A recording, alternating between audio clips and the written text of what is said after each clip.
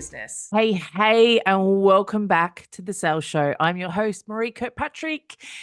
And let me ask you something. How many sales do you think you have missed out on in the past 6 months, 12 months, or even the past 30 days?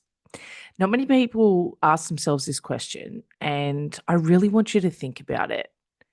How many people have inquired about your offer, joined into your database, signed up to your email list? They said that they were interested, and then nada, crickets. It happens.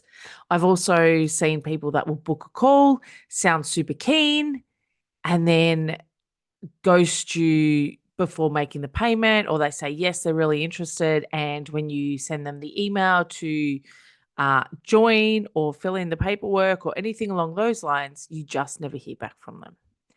Now, if you don't have a sales process in place that captures, nurtures, and follow ups with these leads, I guarantee you are losing sales without even realizing it. And look, I get it. Most business owners don't think that they have a lead problem, or they think that their problem is not enough leads coming in, or they also think if someone's really serious, they'll come back, or if they really want it, they'll come back and chat to me and reach out when they're ready. Wrong. The reality is leads don't just fall out of the sky with ready to buy customers. Sometimes they do, but realistically, they don't. And so they really need nurturing. They need reminders. They need touch points. They need a process that guides them from I'm interested to here's my card. I'm ready to go. Let's freaking do this. And today I'm going to make sure that you have that process. So today we are talking about lost leads and lost sales and how to build a sales process that captures every opportunity, whether people are ready to buy or they're just inquiring at the moment. We want to make sure that they're not falling through the cracks.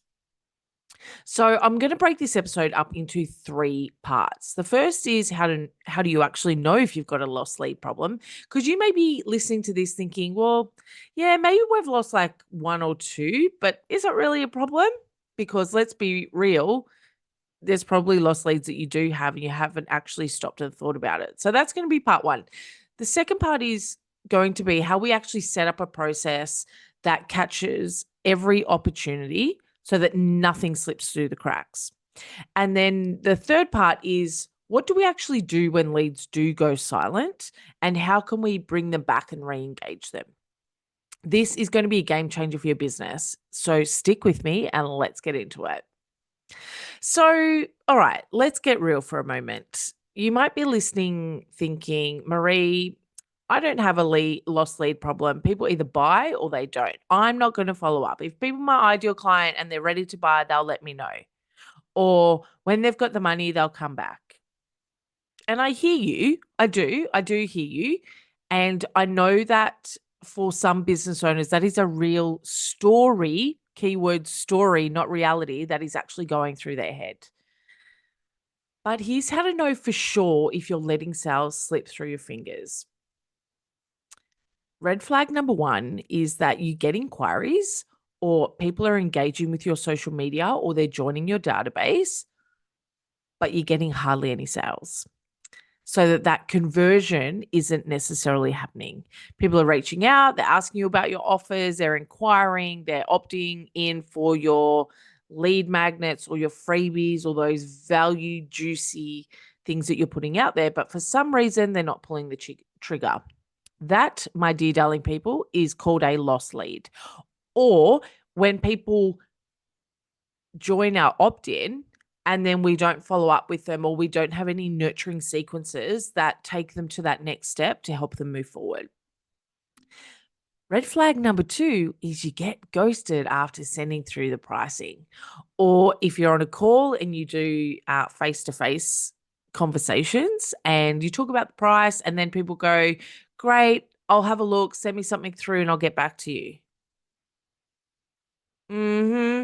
Poof, they disappear. No response, no follow-up.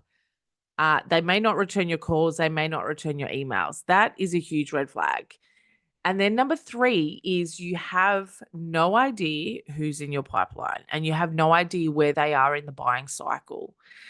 If I asked you right now, who are those top 5 people that are this close to buying from you, could you answer? Who are those people that you're like, yes, I know they're ready to buy. They just need a bit of time, a bit more information, a bit more follow up. If you can't answer that, I guarantee you have a lost lead issue. Red flag number 3 is you have no follow up plan, or you only do follow up when you have time. And I'm doing bunny ears for the people that are just listening. We don't want to just follow up when we have time or when we're in that need for more sales. If your version of follow up is maybe sending a quick, hey, just checking in, or I just wanted to follow up. Oh my gosh, I hate when people send, I just want to follow up. I just want to follow up and see if you want to buy. Like, it reeks of desperation. It reeks of I'm chasing you for $1. It doesn't feel good. And if you're sending those sort of messages and then never reaching out again, that's not a process. That is what we call, ladies and gentlemen, winging it. And I guarantee it's costing you sales. I guarantee that you are leaving money on the table if that's the way you are following up. And red flag number 5, you keep thinking, I just need more leads. Maybe I can do Facebook marketing. Maybe I can do Instagram ads. Maybe I can do LinkedIn ads. Maybe I can run some more webinars, masterclasses, summits. I just need more leads. Look, you're not listening to me to listen to fluff, right? You've come here because I'm real, I'm raw, I'm honest, and I'll tell you exactly what I think. My friends know this. My beautiful business friends know this. Don't come to me if you're wanting what the fluffy answer is. If you keep thinking you just need more leads, you freaking don't. You need to convert the ones you already have.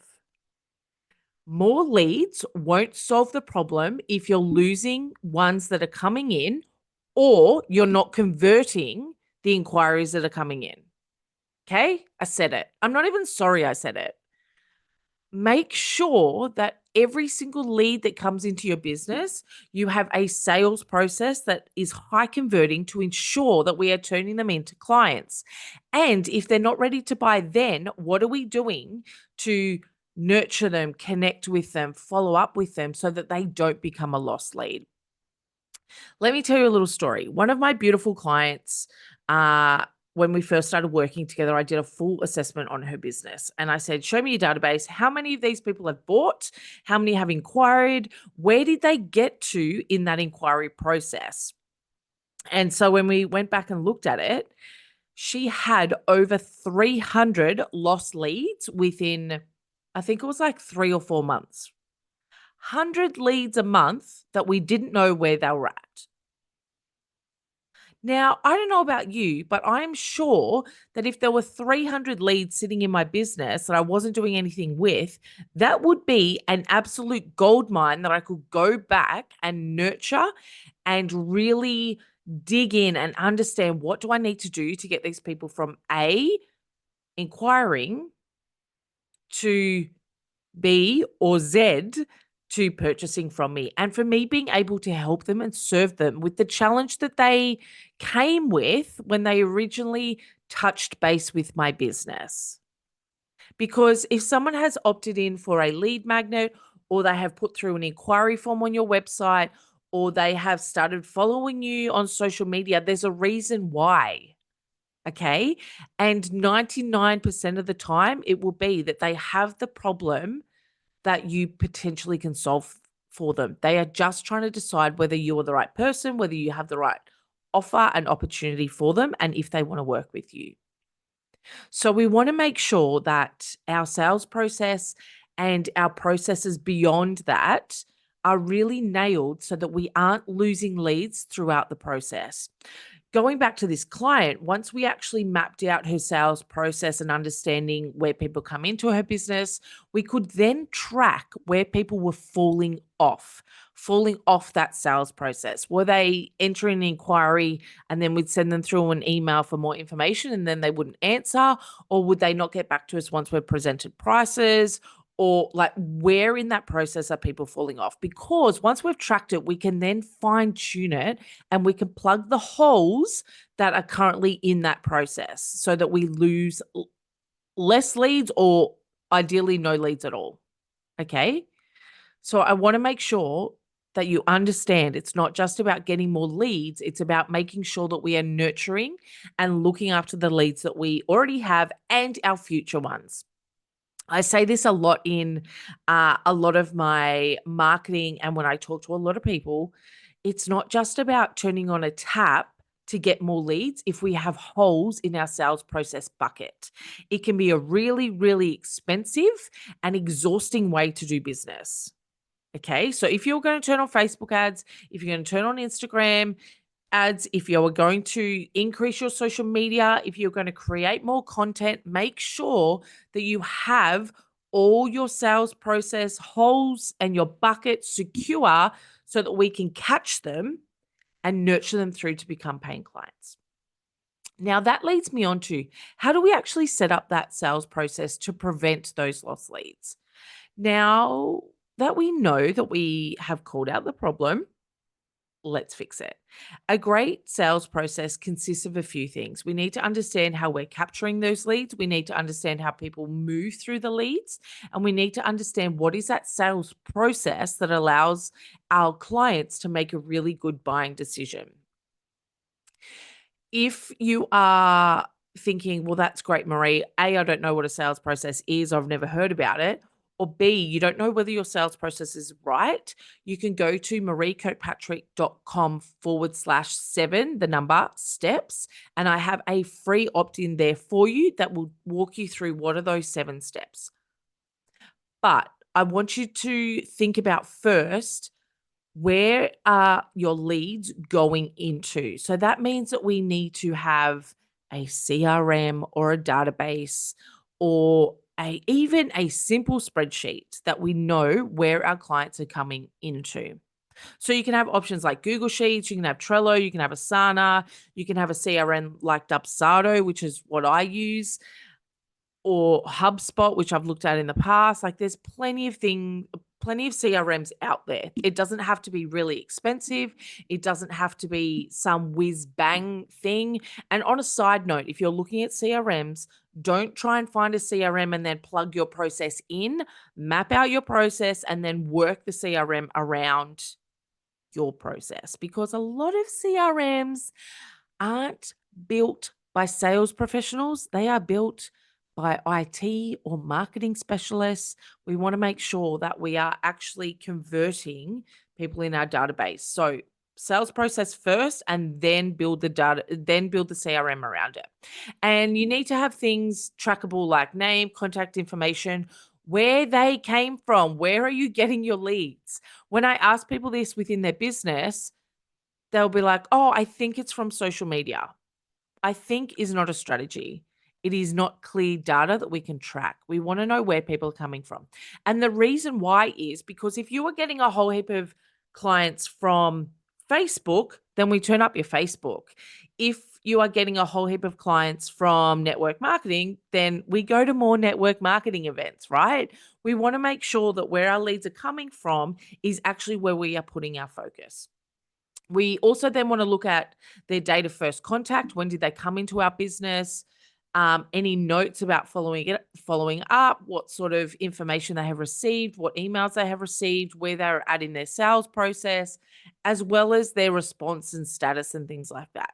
And if you're not tracking any of this, first of all, you're leaving sales to chance. And second thing is, this needs to be your first priority before you do anything else. Okay, make sure you have a regular tracking date within your diary. We are in the first week of February. If you are listening to this episode as it has dropped, But we are in the first week of February. Take yourself out for a coffee, take yourself out for a glass of wine, lock yourself in your office, get yourself a snack, whatever you need to sit down and do the metrics and the tracking within your business. How many leads did you get? What's your conversion rate? How many people are in the pipeline? How much follow up have you done? How much outreach have you done?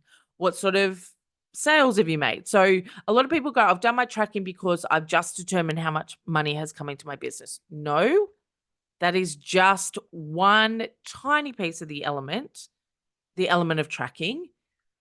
I want a bigger scope for your business. I want to know where people have come in. I want to know your open rates within your email list if you're doing regular outreach. I want to know all of that, because then we can put strategies behind it so that the leads coming in are not lost leads. Okay. So step number 1, set up your sales process and make sure that you've got a database or a CRM to bring in and track that data and those clients. Step number 2 is have a freaking follow-up process. And I don't mean a follow-up process of like, okay, when things are quiet, I will reach out. No. I want you to have a system that once leads enter your world, they will go into a beautiful, structured, nurturing process that keeps going whether you are busy or not. Okay. What I see happen in businesses is that they get this really big influx of cash flow, they're made sales, and then they have these lulls while they're servicing their clients and delivering. And then they've got to climb back up the hill to get more clients. Have a follow-up process, a sales process, so that your leads are constantly being nurtured and you are constantly getting new, fresh leads into your business, but you're also nurturing the living bejeebers out of the ones that have come into your business in the first place. Okay. So it may be something along the lines of, step 1, maybe send through a quick got your inquiry message or thanks for reaching out or something along those lines. Then we want to send a message or an email with some really good quality value, not pitch, quality value, a step that they can take to move themselves forward. Maybe it's an article, maybe it's a tip, maybe it's a frequently asked questions that a lot of people have asked you over the past year, 2 years, 5 years, whatever that looks like within your business. We want to make sure that we are sending value, nurture, value, value, value, value, not just, hey, buy my thing, hey, buy my thing, hey, buy my thing. Hey, you still haven't bought my thing. Do you want to buy it now? No. Value adding. Okay. Then we want to check in and address any concerns that they're having. And it's not like, hey, Sally, I'm just following you up after the conversation we had previously. Or I know we spoke 6 months or 12 months ago. I'm just seeing if you're ready to go and buy yet. No, no, no. Check in, see what's coming up for them, address any concerns. Maybe you can address any regular objections that you come across regularly within your business. And this is just a really simple, like stock standard one, right? If you've got no current follow-up process, you can absolutely follow this. When I work with my clients, we have a lot more tailored, more structured follow-up process and system that we go through. And we also, depending on where people are in their sales process, we have different follow-up processes depending on where they're at. But if you don't have a follow-up process and you're just starting from scratch, or if you've kind of been winging your follow-up process, this is a really simple one. So 1, yes, I've got your inquiry. Thank you. I get it. I'm here. Step number 2, value add, value add, value add, value add. Do I need to say that again? Add some freaking value. And then we want to check in, answer any questions, concerns, maybe a objection that they might be thinking about but aren't willing to talk about, all that sort of stuff. And then your final one may be, hey, I don't want to annoy you, just seeing if there's anything I can help you with or where you're at with making a decision, what's come up for you. A lot of the time is people will say, oh my God, thank you so much for following up. Things have just been really busy. And you go, yep, I get it.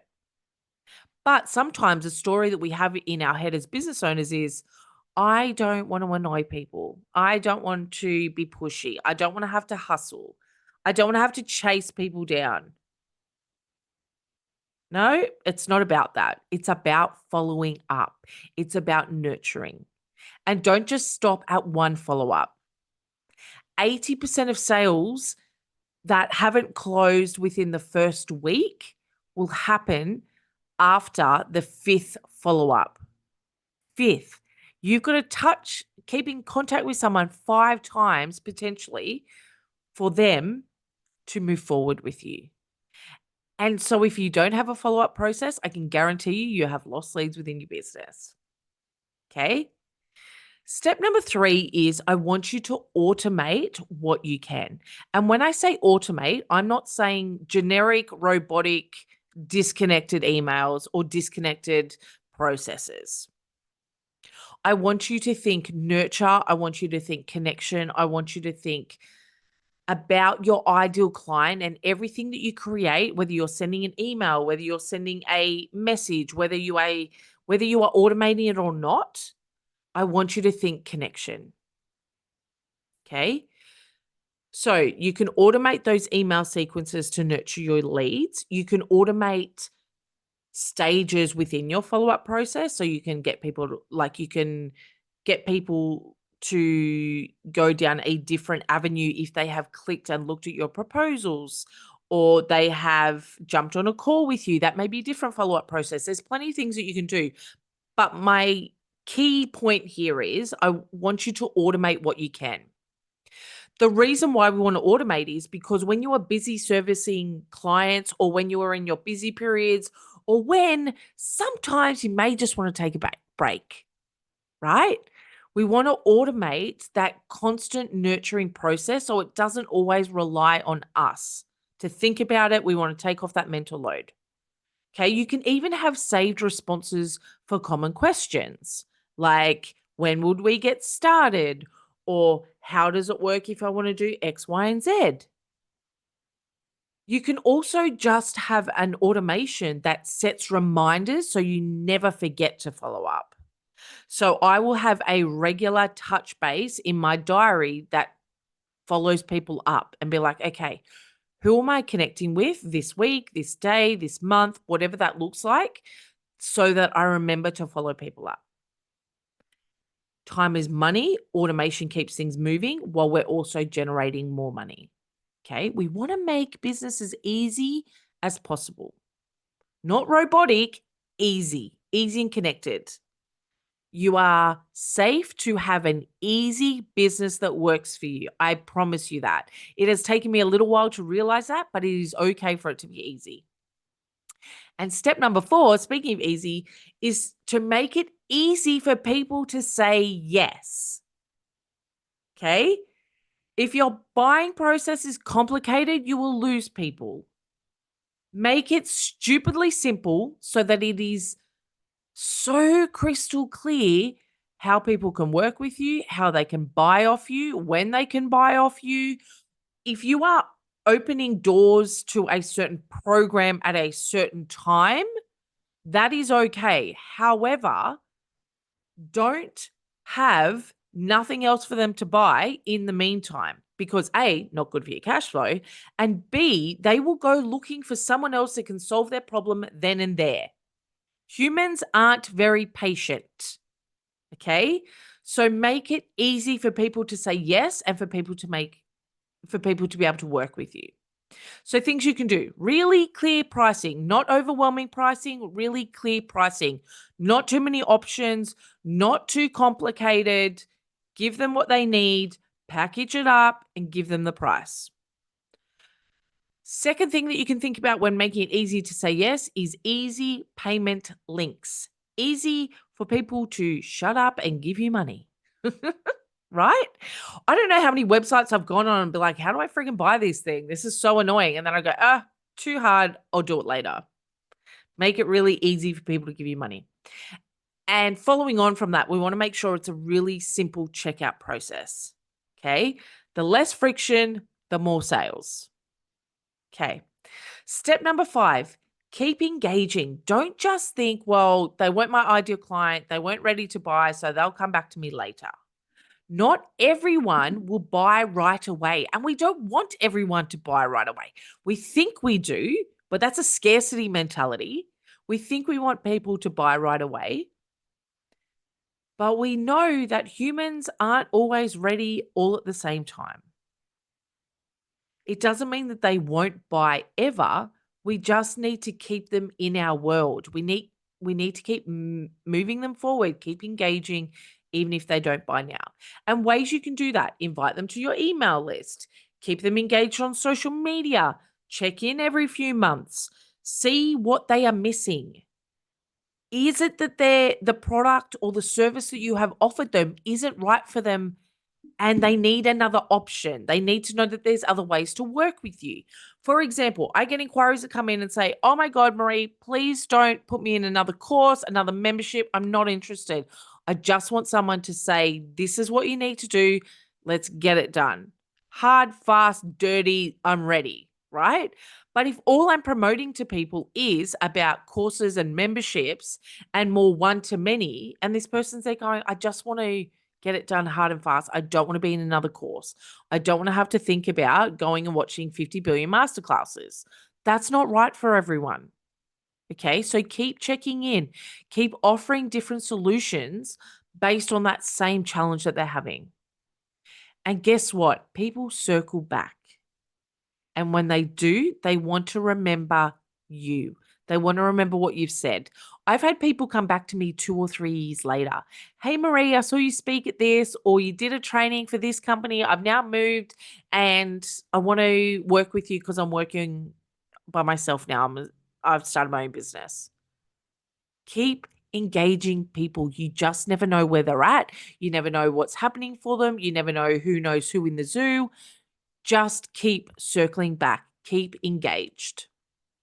Okay. Now, you're probably sitting there thinking, well, that's all great, but what do I do if I've actually got lost leads, Maree? Okay. So you've been listening, you've been thinking, oh my God, I have so many lost leads, or I'm too scared to even open my database and see how many lost leads that I have.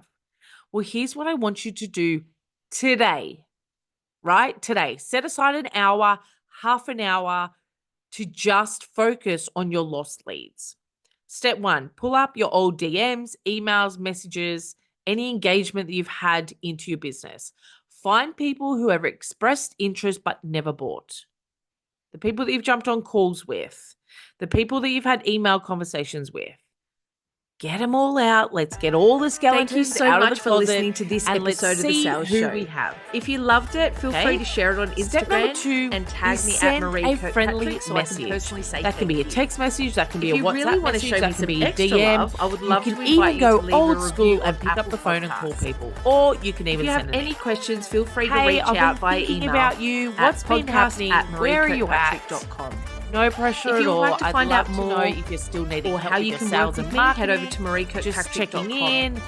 Where are you truly at? hope Let me know that this either podcast way. provides valuable information just so you too can build a business casual, with impact connected, and income. And I want this to be authentically interested, okay? Because we don't want to work with people that aren't our people. We don't want to just have numbers through the door. It's a really draining way to do business. So have a really connected, nurturing check-in. And even if you choose 3 people or 5 people a day or even a week, just do something to reconnect. And some people might find this really overwhelming. Some people might feel like, oh, I don't want to annoy them. Oh, they're not going to remember who I am. I get that. That's the story that goes through my head a lot. Or when I see people be like, wow, they remember who I am. Okay. Like this is me being really vulnerable. This stuff happens for me too. But do you know what I say to myself? I am doing them a disservice if I'm not checking in and seeing if I can help them. Even if it's just, even if they say to you, I'm all good, I'm at full capacity at the moment, I'll let you know if there's anything I need help with. I will then go back and go, great, full capacity. How awesome is that? Have you thought about ways that you can scale your business so we're not ever at full capacity? Right? I'm getting them thinking, what is that next stage to scale their business? What is that next stage of growth? And then I might give them a few different tips or advice based on what I know about their business. Okay. And then step number 3 is start tracking your leads moving forward. You don't need to go back and go into the dark ages and go, oh God, I've got to get all my stats out, or I've got to go through all my leads from 12 months ago. No, just start fresh today. Moving forward, where are your leads coming from? Where are they stopping in that sales process? Do people ghost me after I talk about pricing? Do people not talk to me after they have jumped on a call with me? Like, what does that look like? So that we are not losing more potential sales. So do that tracking, look at your metrics, understand where they're coming from, and understand where they are falling off in that process. And I will put money on it. If you do these 3 steps for at least a month, I bet you will close at least one more sale just by following up old leads. Scary, right? But I guarantee that that's probably what will happen. When I have gone into businesses and done training and taught their teams how to sell, we always go back and look at those lost leads for a few reasons. If a lead is lost, then we can re-engage and check in with the temperature of our database. It also means that as we learn, it's okay to learn on people that aren't so fresh. We don't want to burn leads. We don't want to damage any leads that are coming in, right? So as we build out a sales process, we are constantly checking, tweaking, optimizing, checking, tweaking, optimizing. And so lost leads gives us that really good opportunity to go through that follow-up process and get people re-engaged. Okay? So track your leads, and if you do those 3 steps, just those 3 steps, it'll take you less than half an hour. It may only take you 10 minutes. If you've got 10 minutes, allocate 10 minutes. If you've got a spare hour in your business, this is what I guarantee will get you money generating into your business. So instead of spending an hour on Canva and creating pretty things or creating more social media stuff, go back to people that have already inquired. Don't keep hunting for new leads. Nurture the ones that you've got. Okay, that got a little bit ranty. So this is the podcast that you can go back and re-listen to if you need to. There's been a lot of juicy information in there, but this is your sign to stop letting leads slip through the cracks. Stop letting your business have leaky buckets, leaky follow-up processes, leaky sales processes. And if you need a step-by-step system on how to do this, go and check out her Sales Hub. There's plenty of cost-effective processes in there and frameworks that you can use and implement straight into your business. And they're about $47, $49. If you are not making, if one of your sales is not more than $47 or $49, it's not for you, right? Her Sales Hub is not for you. I would look at your pricing. If your cost is not $47 at least. But I guarantee that if you use these sales frameworks and strategies, you will generate more than, you will get a huge return on investment for your $47 or $49. The link will be in the show notes if you need it, but just go to mareekirkpatrick.com/hub and it's all there for you.